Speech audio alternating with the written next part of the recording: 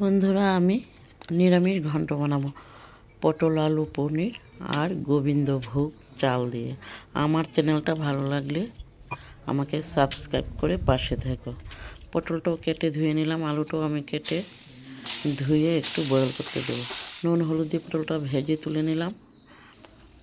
তারপর আলুগুলিও খোসা ছাড়িয়ে নুন হলুদ দিয়ে ভেজে তুলে নিলাম। পনিরটাও আমি নুন হলুদ দিয়ে ভেজে তুলে নিলাম। তারপর সামান্য নুন হলুদ দিয়ে গোবিন্দভোগ চালটাও ভেজে অল্প জল দিয়ে আমি একটু নাড়াচাড়া করলাম। তারপর পুরনো পাঁচফোড়ন, শুকনো লঙ্কা, কাঁচা লঙ্কা একসঙ্গে পেস্ট করে নিয়েছি, জিরে আদা শুকনো লঙ্কা। তারপর ভালো করে মশলাটা কষিয়ে আলু পনির সব কিছু দিয়ে একটু ঝোল দিয়ে দিলাম। তারপর কাজু কিশমিশ দিলাম, পরিমাণ মতো নুন চিনি দিলাম।